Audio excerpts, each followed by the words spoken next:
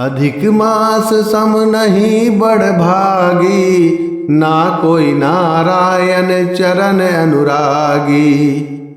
करे जो कोई अधिक मास नारायण बखाना, पाए पद अधिक मास समाना। भक्तजनों, जिस तरह अधिक मास नारायण के चरण पकड़कर नारायण के धाम तक का यात्रा सुगमता के साथ तय किया, ठीक उसी प्रकार जो मनुष्य इस अधिक मास में केवल भगवान नारायण की कथा का श्रवण करते हैं तो उन्हें विष्णु पद की प्राप्ति सुगमता के साथ हो जाती है। आइए सुनते हैं अधिक मास कथा का अध्याय 14। श्री नारायण बोले, इसके बाद चिंता से आतुर राजा दृढ़धनवा के घर वाल्मीकि मुनि आए, जिन्होंने परम अद्भुत तथा सुंदर रामचंद्र जी का चरित्र वर्णन किया है। राजा दृढ़धनवा ने दूर से ही वाल्मीकि मुनि को आते हुए देखकर घबराहट के साथ जल्दी से उठकर भक्ति युक्त हो उनके चरणों में दंडवत प्रणाम किया। भली भांति पूजा कर उत्तम आसन पर ऋषि को बैठाकर उनके चरणों को गोद में लेकर दोनों हाथों से धोया और उस चरणोदक को बड़े हर्ष के साथ सिर से धारण कर सुख पक्षी की बात स्मरण करता हुआ राजा दृढ़धनवा ने मधुर वचन से यूं कहा।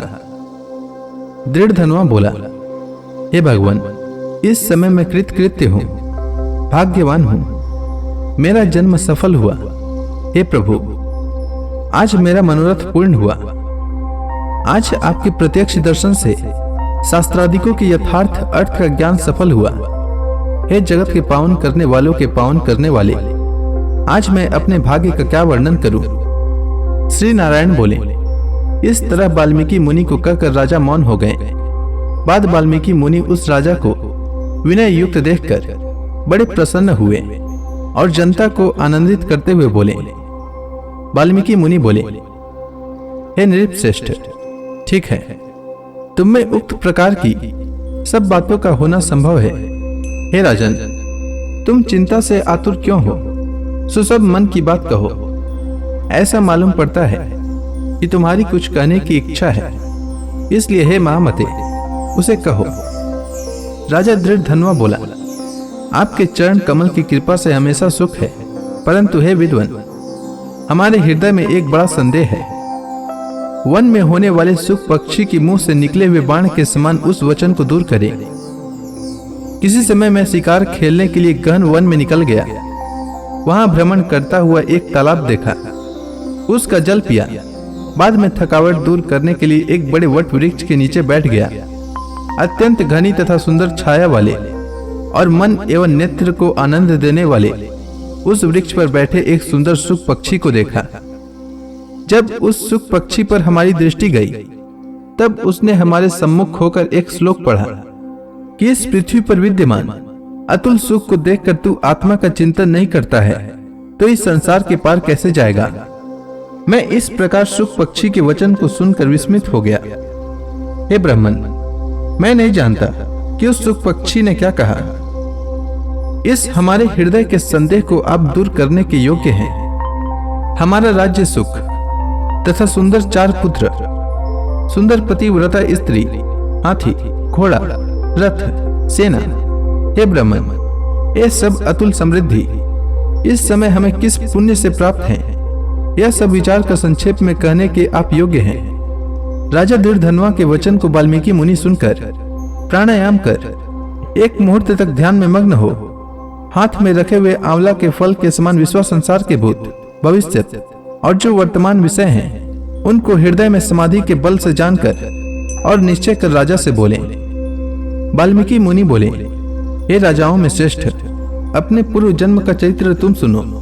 हे राजेंद्र, पूर्व जन्म में आप द्रविड़ देश में ताम्रपर्णी नदी के किनारे वास करने वाले सुदेव नामक ब्राह्मण थे। धार्मिक, सत्यवादी, जो मिल जाए उतने में ही संतोष करने वाले, वेदाध्ययन में संपन्न, विष्णु भक्ति में परायण रहा करते थे। आपने अग्निहोत्र आदि यज्ञों के द्वारा भगवान हरि को प्रसन्न किया। इस प्रकार रहते हुए तुम्हारी गुणवती स्त्री थी, वह गौतम ऋषि की सुंदर कन्या गौतमी नाम से प्रसिद्ध है। शंकर की सेवा में तत्पर, पार्वती के समान तुम्हारी प्रेम से सेवा करती थी। गृहस्थाश्रम धर्म में धर्म पूर्वक वास करते बहुत समय बीत गया, परंतु तुम्हें कोई संतान न हुई। एक दिन अपने स्त्री से सेवित आसन पर बैठा हुआ दुखित ब्राह्मण गदगद स्वर से बोला, ऐ सुंदरी, संसार में पुत्र से बढ़कर दूसरा सुख नहीं है, और तब दान से उत्पन्न पुण्य दूसरे लोक में सुख देने वाला होता है। शुद्ध वंश में होने वाली संतान इस लोक में तथा परलोक में कल्याण करने वाली होती है। उस श्रेष्ठ पुत्र के न मिलने से मेरा जीवन निष्फल है। न तो मैंने पुत्र को प्यार किया और न वेद पढ़ने के लिए सोने से जगाया, न तो उसका विवाह किया, इसलिए मेरा जन्म व्यर्थ में चला गया। अभी मेरी मृत्यु हो, मेरे को आयु प्रिय नहीं है। इस प्रकार अपने प्रिय पति का वचन सुनकर स्त्री गौतमी खिन्न मन हुई। बाद धैर्य धारण करती हुई, प्रिय वचन बोलने में चतुर, प्रिय पति के प्रेम में मग्न वह स्त्री अपने पति को समझाने के लिए सुंदर वचन बोली। गौतमी बोली, हे प्राणेश्वर, अब इस तरह तुच्छ वचनों को न कहिए। आपके समान भगवत भक्त विद्वान लोग मोह को प्राप्त नहीं होते हैं। हे विभो, आप सत्य धर्म में तत्पर रहने वाले हो, आपने स्वर्ग को जीत लिया है। हे सुव्रत, आप जैसे ज्ञानी को पुत्रों से सुख की प्राप्ति कैसे, अर्थात ज्ञानी पुरुष पुत्रों से होने वाले सुख की इच्छा नहीं करते हैं।